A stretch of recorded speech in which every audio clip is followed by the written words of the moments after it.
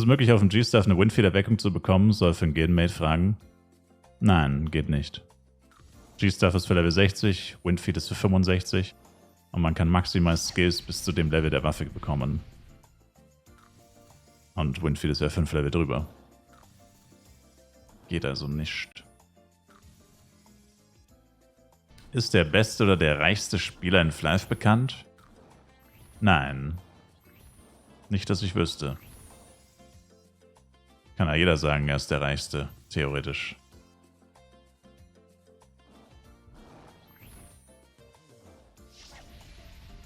Und der Beste ist schwierig, da das ja...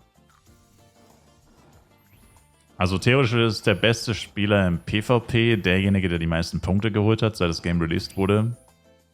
Rein theoretisch. Das sagt aber nichts unbedingt über seinen Skill aus. Könnte auch einfach nur bedeuten, dass die Person seit Release keinen einzigen Guild War verpasst hat.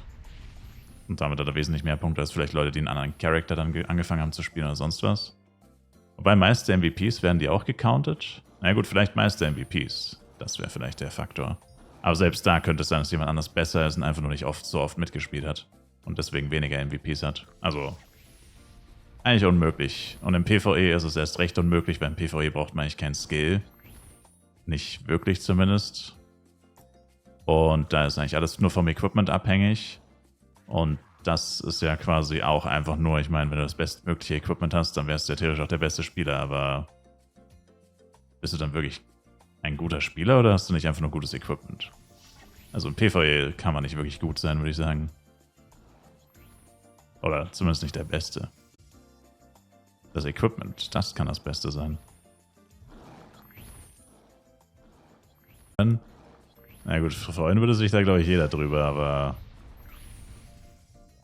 Also was ich persönlich denke, was als nächstes kommen wird, sind die Third-Jobs. Also in der Kategorie Content-mäßig, klassenbezogener Content. Ich denke, wenn dann kommen als nächstes die Third Classes und dann, also vielleicht nächstes Jahr, vielleicht eine 5., aber das glaube ich ehrlich gesagt nicht, weil die entwickeln wirklich nur sehr wenig richtig neuen Content. Das meiste, was sie machen, ist alten Content überarbeiten, also bestehende Sachen reworken, neu anordnen. Koralleninsel zum Beispiel.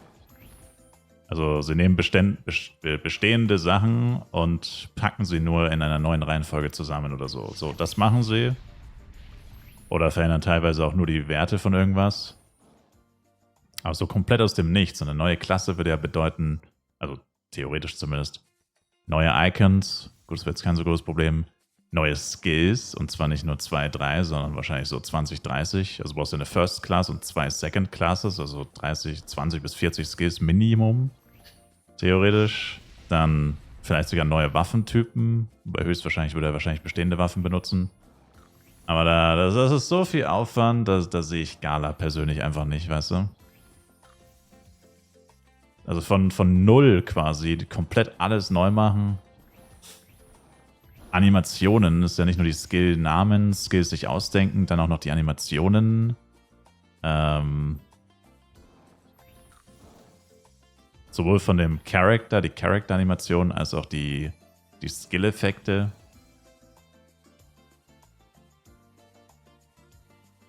Ja, die 100er-Skills, ja gut, es waren 8 Stück. Und die sind ziemlich simpel gestrickt. Also da haben sie jetzt nicht das Rad neu erfunden, sage ich jetzt mal.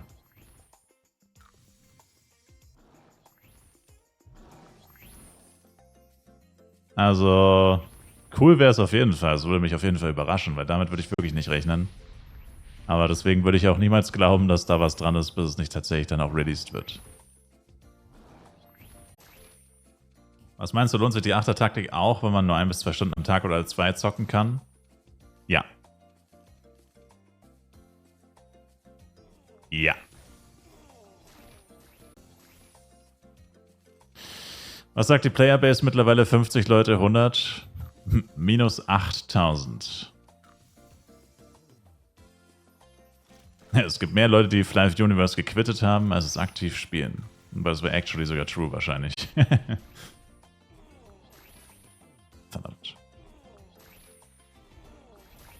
Fürs Gewissen. Weißt du, das nennt man Gewissen. Fürs Gewissen macht man sowas.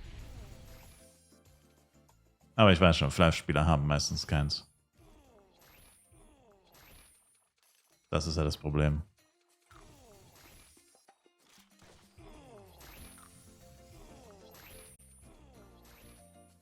Gewissen und Fleisch passt nicht zusammen. Ja, ich weiß. Leider nicht. Das Leben ist Pay to Win. Alles ist Pay to Win.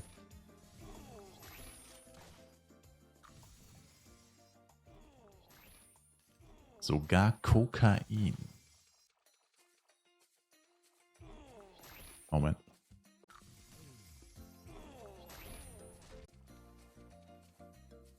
Strente plus 3 oder Vigor plus 18, was ist günstiger, beziehungsweise sein Geld Mehrwert und was kostet sowas ungefähr?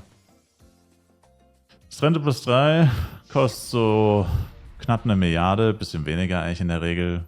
So 850 bis 1 Milliarde in dem Bereich. Bewegt sich das eigentlich?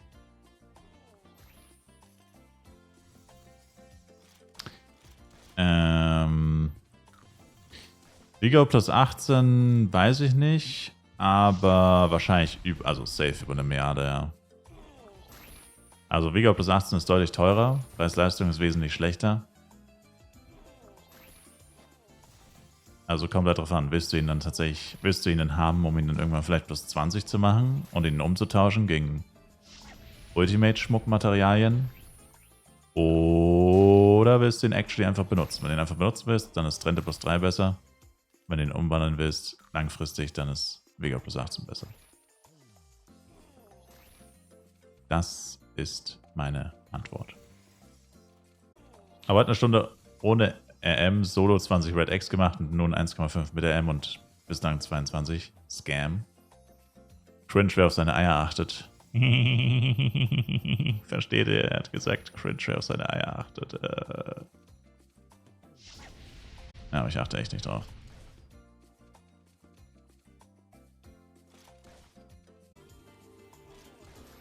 Fly für Universe oder normal für Wiedereinsteiger? Kommt drauf an. Das sind unterschiedliche Spiele tatsächlich. Aber wenn dir Spielerdichte wichtig ist, also nicht Spielerdichte, aber viele Spieler, dann eher Fly Universe. Universe.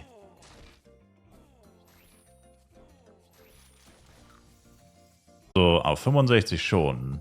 Aber du sollst zum Beispiel Winfield nicht maxen. Also ich würde an deiner Stelle Earthquake und Poison Cloud maxen. Alles andere nur das absolute Minimum.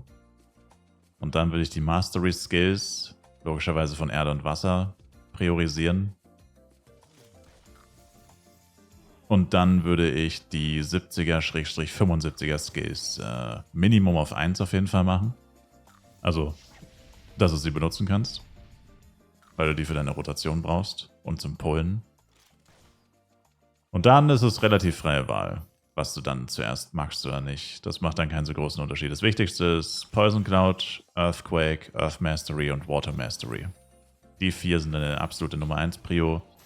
Alles andere, wie gesagt, als zumindest auf Level 1 auf jeden Fall. Und dann kommt es halt darauf an, welche Skills du actually benutzt. Also wenn du tatsächlich Winfield benutzt, dann müsstest du dann halt schon Winfield maxen und so. Macht halt natürlich Sinn, wenn du schon Earth Mastery und Water Mastery hast, würde es natürlich auch Sinn machen, Avalanche zu maxen und Sandstorm, weil die dann auch Bonusschaden schon bekommen und so weiter und so weiter. Aber ich glaube mit Level 90 oder so hat man schon alles maxen als Elementor. Vielleicht nicht ganz mit 90, aber zumindest die Masteries hat man, glaube ich, alle mit 90 auf jeden Fall. Geht eigentlich relativ schnell.